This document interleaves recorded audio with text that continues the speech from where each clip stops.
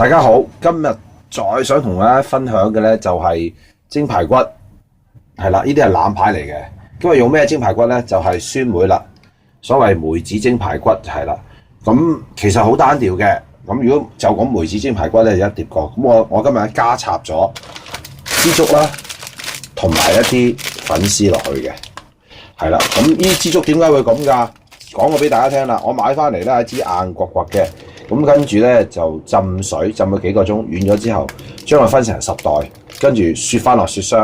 而家用嘅攞一袋出嚟，我浸親都成斤幾兩斤㗎啦。咁好，轉頭再同大家講。大家好，嗱啲排骨買翻嚟咧，梗係好基本㗎啦。清洗佢，洗就得㗎啦，係啦，因為呢啲係新鮮排骨嚟嘅，比較好啲嘅。同埋咧，而家啲蒸排骨咧最好就係有少少肥嘅。食落去就鬆化啲㗎啦，呢啲叫腩排。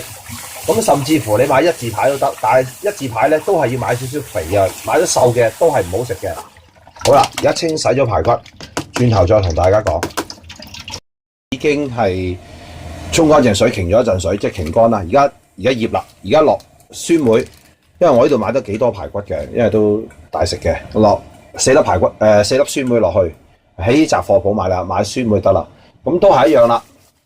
落生粉先，嗱，因為好多排骨，呢度成接近斤幾排骨㗎啦。嗱，酸梅同埋落生粉，咁唔緊要啦。咁跟住咧就撈一撈佢先，同埋篤爛啲酸梅，篤爛啲酸梅係啦，撈用啲生粉揦一揦佢先。我幾多生粉啊？頭先嗰隻殼嘅殼半到啦就得啦，唔好太過多啊！太過多咧，佢就會結咗漿啦。生粉之後撈咗之後咧，啲酸梅篤爛咗之後咧，落油啦，係啦，佢本身肥嘅，所以你唔使落咁多油嘅，係啦。落咗之後又係咁撈佢啦，落味。可以落豉油，不過我都係中意落呢啲嘅鮑魚汁多啲嘅，落多少少啊今次點解啊？因為其實你就咁蒸排骨，落埋呢個鮑魚汁啊，跟住再落多2殼糖落去啊，茶匙啊，咁啊嗰度多啦，落多糖落去咧，就已經撈勻佢就可以蒸得㗎啦，已經係啦。咁但係咧。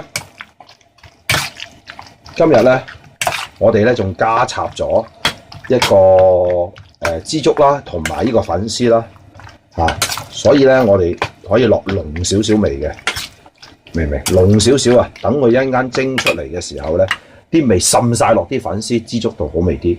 咁好，而家撈好啦，等佢醃耐少少，一陣間再同大家分享。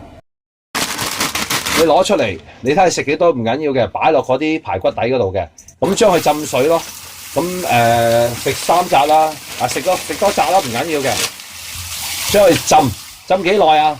唔使浸太耐，因為一間蒸嘅過程，佢都會脹嘅。咁你睇浸到佢軟晒，話俾大家聽，都係咁樣浸得啦。清水得，凍水得㗎啦。軟咗啦，浸到咁樣，咁你就攞隻碟擺喺個底度。咁頭先啲枝竹咧，我咪話我雪咗之後溶咗雪，跟住。切開一條條咁長到啦，得㗎啦，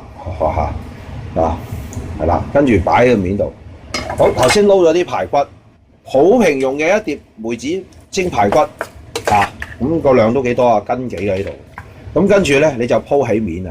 本來如果冇粉絲同埋呢個枝竹嘅咧，咁佢就係一個梅子蒸排骨啦。而家都係梅子蒸排骨，只不過多嘢食啫。咁你鋪好啲啦，盡量，因為佢啲味啊，會滲落去嘅，係啦，佢啲味會滲去嘅。點解用手啊你？因為我隻手應該乾淨過佢哋咯，因為一路做一路洗，一路做一路洗，又洗菜又整排骨，好香嘅，唔緊要。咁而家轉頭蒸俾大家睇。好，水滾咗啦，而家要擺啲排骨落去啦。哇，點解你隻鑊咁大嘅？有咁多餸啊嘛，咁你哋如果少人嘅你買少啲排骨咯，將份量減半，用啲細碟，用啲細鑊蒸一樣嘅啫。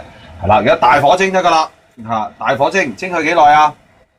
係啦，大火蒸係要蒸佢20分鐘以上。有啲人話蒸排骨15分鐘唔得㗎，你最好就蒸佢25分鐘至30分鐘，等佢出晒味。好啦，蒸好再同大家講下，我大約25分鐘到啦。係啦，而家都得㗎啦，而家可以攞翻出去啦。嗱，你睇下啦，哇幾靚！好啦，而家攞出嚟同大家講啦。係酸梅子蒸排骨，酸梅加插咗有粉絲同埋支竹啦。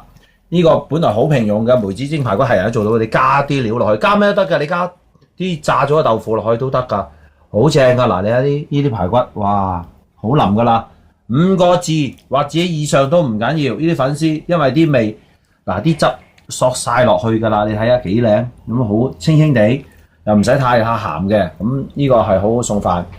希望再同大家分享啦。